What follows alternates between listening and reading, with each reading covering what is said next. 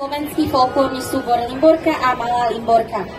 Limborka prvýkrát vystúpila na programe Vianoce s Limborou v roku 1990 a svoju pravidelnú činnosť začala v roku 1992. Limborka a Malá Limborka sú kolektívy pre amatérskú umeleckú činnosť detí od 4 do 16 rokov, zamerané na rozvoj talentu a pestovanie lásky v tradičnej slovenskej kultúre. Ich poslaním je zabrániť asimilácii slovenskej národnosti v Čechách. Strom Limbory pevne zakorenil a prináša ovocie, pričom dnes preberá aj pedagogickú úlohu. Stáva sa výukovým centrom slovenčiny pre deti zo slovenských a československých rodín. Súbor sa vám predstaví programovým pásmom, ako si Ondrík nevestu vyberal. A ja by som chcela povedať, že tieto detičky, ktoré vidíte, majú od 2 rokov do 7. A dneska je to pre túto skupinu premiéra, tak im držte palce.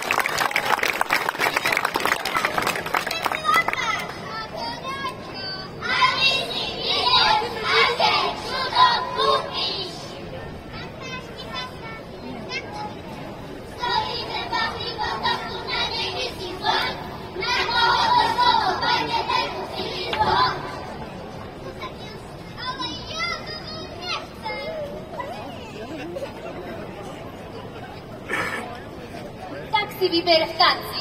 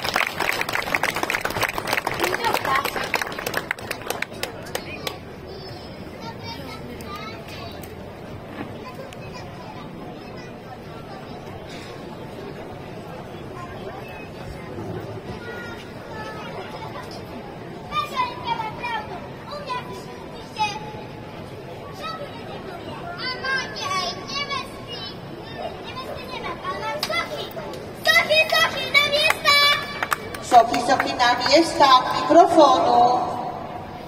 Sochy, sochy, a nie ste sochy, 3 kroky dopredu.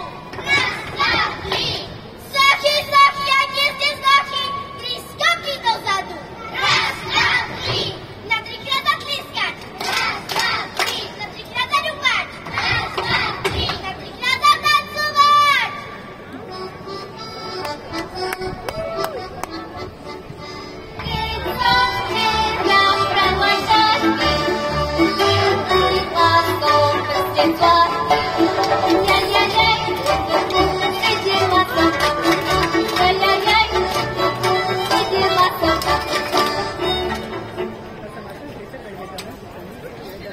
Táto socha.